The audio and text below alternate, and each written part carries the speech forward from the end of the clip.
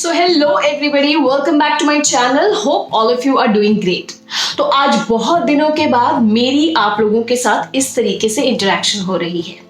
दो मैं ऑलरेडी अपनी वीडियोस आप लोगों के साथ रेगुलर बेसिस पे शेयर करती थी, क्योंकि ऑलरेडी 2 हफ्ते का बैकअप तो मैं रेडी कर ही गई थी और बीच बीच में बनारस से भी आप लोगों के साथ वीडियो शेयर करती थी। बट इस तरीके का 1-to-1 इंटरेक्शन बहुत दिनों के बाद कर रही हूँ, लगभग 40 दिनों के बाद।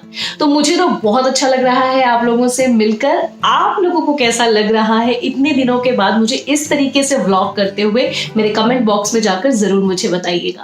तो आज मैं यहाँ क्यों आई हूँ पहले आपको वो बता देती हूँ, अदरवाइज इस तरीके की बातें तो चलती रहेंगी। अब मैं आ गई हूँ तो नाउ एंड देन मेरा ऐसा इंटरेक्शन आप लोगों से होता रहेगा।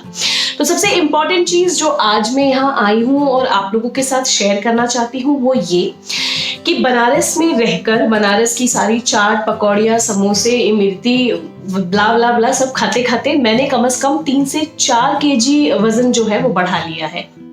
जी हाँ, लेकिन मैं बहुत ज्यादा इसके लिए सैड नहीं हूँ, क्योंकि जब मैं बनारस जा रही थी तभी मैं मेंटली काफी ज्यादा प्रिपेयर थी इन चीजों के लिए, बिकॉज मुझे ये पता था कि मैं 2 से 3 साल के बाद बनारस जा रही हूँ, अपने मायके जाऊंगी, वहाँ घूमूंगी फिरूंगी, तो मैं वहाँ पर ये कैलोरी काउंट और डाइट कॉन्शियस बिल्कुल भी नहीं रहूंगी। जो मुझे मिलेगा मैं दबा के खाऊंगी और मिठाई तो मतलब टूट पड़ूंगी मैं, बिकॉज मुझे गुलाब जामुन, इमरती बहुत ज़्यादा पसंद है और बनारस जैसी मिठाई ट्रस्ट मी पूरे ऑल ओवर इंडिया में कहीं नहीं मिलती है।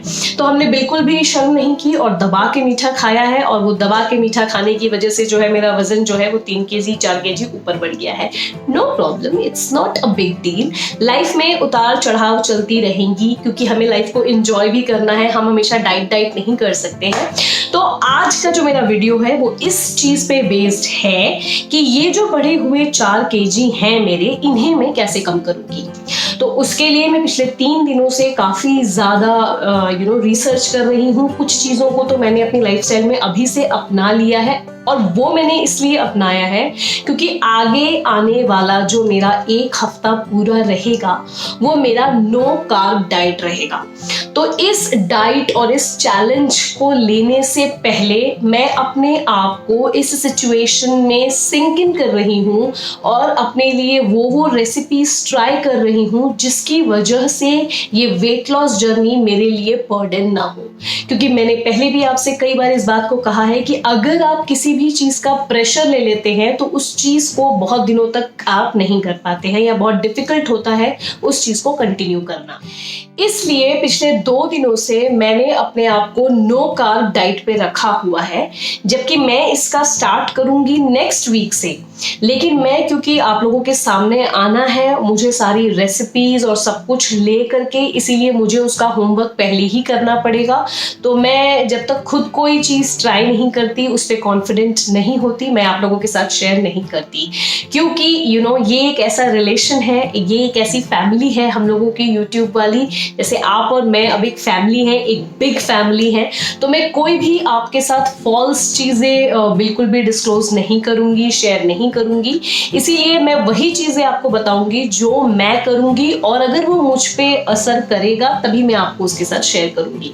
और मैं शेयर क्या करूंगी, आप लोग डे टू डे लाइफ में मेरे साथ मेरे व्लॉग्स देख ही रहे हैं, तो मैं कोई भी चीटिंग नहीं करूंगी। और मेरी लाइफ का सबसे इंपॉर्टेंट मोटो ये होता है कि अगर आपको कोई चीज सीरियसली फॉलो करनी हो ना, तो आप जाके पहले उसका पब्लिक अनाउंसमेंट करिए। क्योंकि जब वो चीज आप तक रहती है ना, तो कभी कभी आप लथार्जी हो जाते हैं, कभी कभी आप अपने आप को चीट कर लेते हैं। लेकिन अगर आपको पता होता है कि कोई है जो आपको देख रहा है, आपको जज कर रहा है, तो आप उस प्रेशर में भी परफॉर्म करते हैं। तो मैं तो जब मुझे कोई चीज बहुत सीरियसली चाहिए होती है तो मैं सबसे जाके उसका पहले जो है पब्लिक अनाउंसमेंट कर देती हूँ, और उसके बाद वो मेरे लिए एक प्रेशर हो जाता है कि अब तो मुझे परफॉर्म करना ही पड़ेगा। तो इसीलिए आज जो मैं ये वीडियो बना रही हूँ वो एक तरीके से पब्लिक अनाउंसमेंट कर रही हूँ कि आने वाला 1 हफ्ता जो है मैं नो कार्ब डाइट्स पे रहूंगी, और वेजिटेरियन हूं मैं तो वेजिटेरियन डाइट रहेगी। लेकिन कुछ चीजें हैं जो मैं एक्सक्लूड नहीं कर रही हूँ, उसका ऑल्टरनेटिव ढूंढ रही हूँ, जिसमें सबसे इंपॉर्टेंट है मेरी चाय। मैं चाय नहीं छोड़ सकती, क्योंकि I am a very tea lover, I am a चाय पर्सन, तो मैं चाय नहीं छोड़ पाती हूँ। तो जैसे ही मेरे दिमाग में ये आता है कि मुझे बिना चीनी की चाय पीनी पड़ेगी, तो मेरी एनर्जी सबसे ज्यादा लो हो जाती है। तो ये एक चीज है जिसके ऊपर मैं काफी दिनों से टेस्ट एंड ट्रायल पे हूँ। मैं काफी चीजें ट्राई कर चुकी हूँ और आज मैं आपसे वो चीज शेयर भी करूंगी जो मैंने अपने लिए एक ऑल्टरनेटिव फाइंड किया है। बहुत सारे लोगों को पता भी होगा, लेकिन फिर भी मेरी जो फैमिली है उसके साथ मैं जरूर शेयर करूंगी, और जो है आप लोग।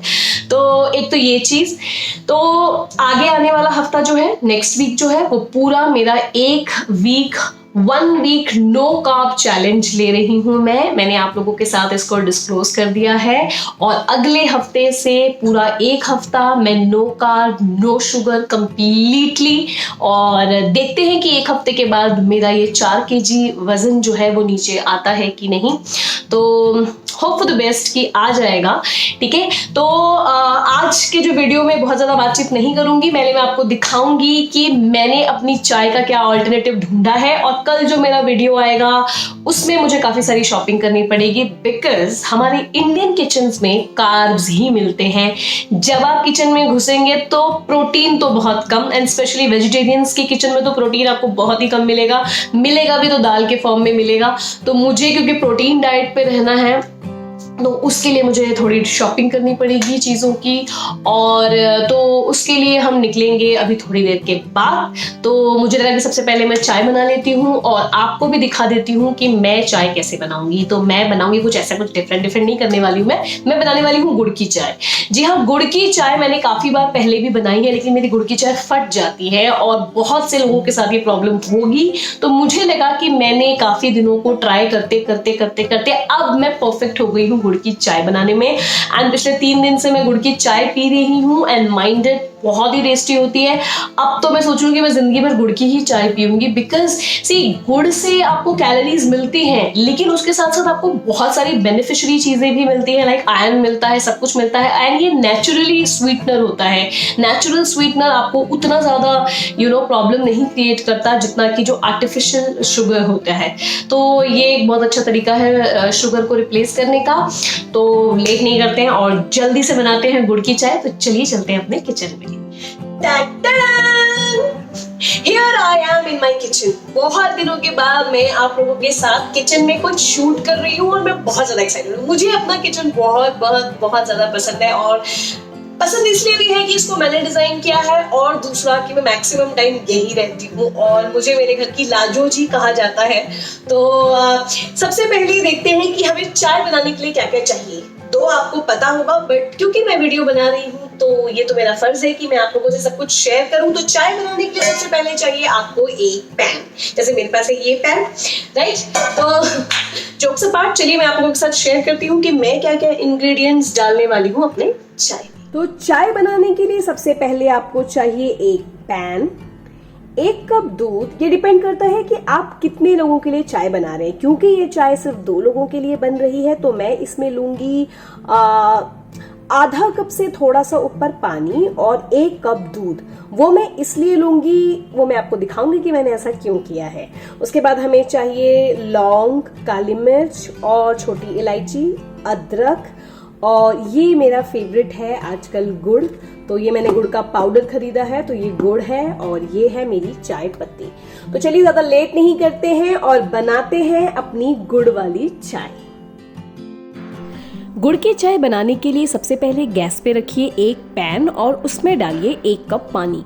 ये पानी 1 कप मैंने इसलिए डाला है क्योंकि मैं इस पानी को बहुत अच्छे से उबालूंगी। जब पानी अच्छे से उबल जाएगा तभी इस पानी का टेस्ट बदल जाएगा। जी हाँ, चाय बनाने से पहले सबसे इम्पॉर्टेंट चीज़ है कि आप पानी को बहुत अच्छे से उबालें। तो देखिए कि जैसे मेरा पानी बहुत अच्छे से उबलने लग गया है। अब मैं इसमें डालूंगी काली मिर्च, लौंग, इलायची, अदरक, इन सबको अच्छे से कूट कर इसमें डालूंगी और इनका पूरा अर्क इस पानी में आने दूंगी।